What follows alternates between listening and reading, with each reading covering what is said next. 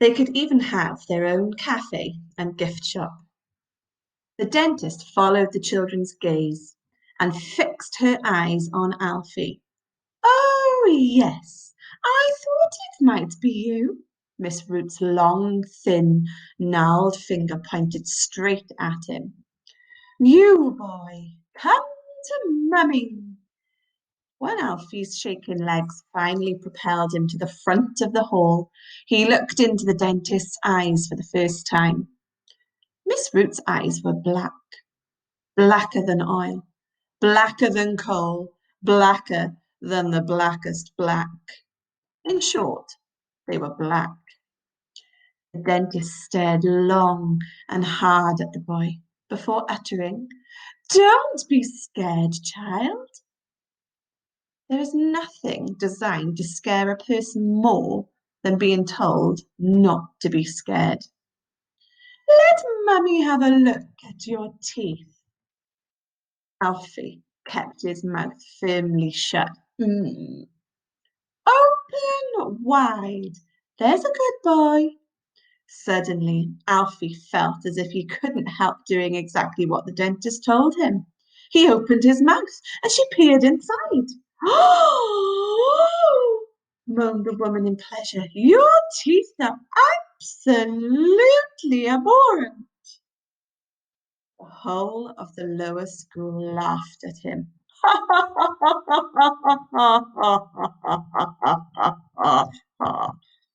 Except two children, Gabs, who looked on with sadness at the cruelty, and Texting Boy, who was still texting and had missed everything.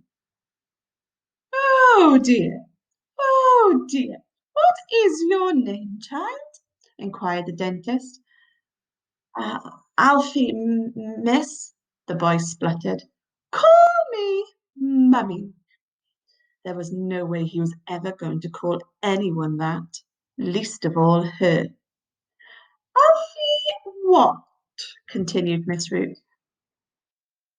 Alfie Griffith?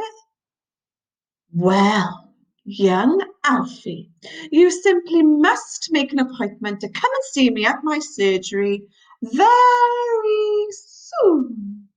Alfie shuddered at the thought. He vowed never to go anywhere near another dentist as long as he lived. Do you like presents, child? Like all kids, the boy loved presents. Yes, he replied. Well, Mummy's got a little present for you for being such a good boy today. Here, have a free tube of my special brand of toothpaste. From the trolley, Miss Root picked up a thick white tube with the word Mummy's emblazoned in big red letters on the side. The slogan, Mummy loves your teeth, was inscribed in smaller black letters underneath. And one of my special toothbrushes. Do you prefer hard or soft bristles, Alfie? The boy had had the same toothbrush all his life.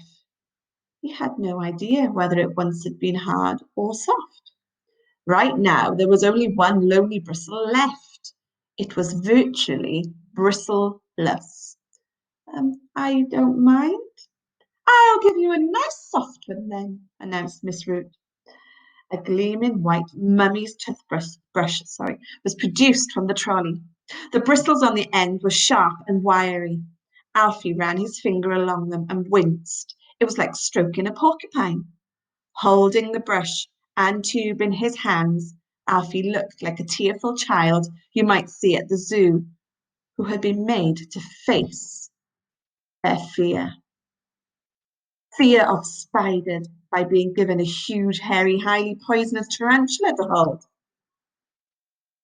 Alfie, we shall meet again.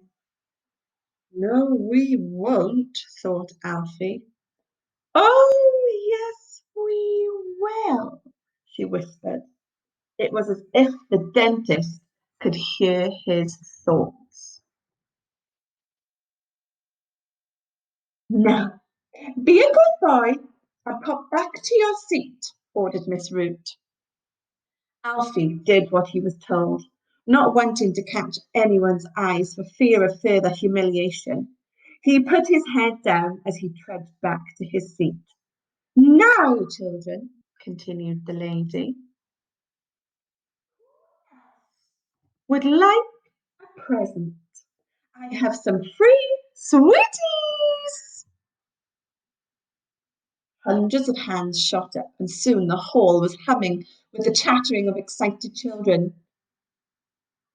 But don't sweets rot your teeth, shouted out Gab. Miss Root glared at her, then smiled.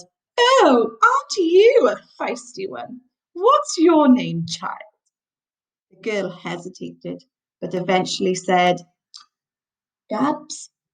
Well, of course, young Gabriella is right. Normally, sweeties do rot your teeth, but not those ones. No, mummy sweeties are special. All my sweeties are completely sugar-free, so you can eat as many as you like. From under the trolley, she pulled out a tray and whisked a white sheet off the top of it. Underneath was a huge pile of brightly coloured goodies. There were chocolates and chocolates and more chocolates, toffees and fudge, sucky sweets, chewy sweets, fruity ones and minty ones, melt in your mouth sweets, crunchy sweets, busy sweets, explosive sweets. Come on, children, don't be scared. Come and help yourselves to Mummy's special sweeties. In an instant, hundreds of children surged forward and started eagerly grabbing huge handfuls of sweets, as many as they grabbed, and the greedy little boys and girls were stuffing their faces and pockets. There seemed to be more and more and more. Take as many as you like, Miss Root called over the din. I can always magic up some more. Alfie noticed Gabs was sitting stock still in her seat. Are you going to get any of those sweets? Asked Alfie. Gabs shook her head. No. Why not? Haven't you ever heard the tale about the brother and the sister who go into the woods and find the house made of sweets? Alfie was surprised that the little girl's imagination had run away with her like this. Hansel and Gretel!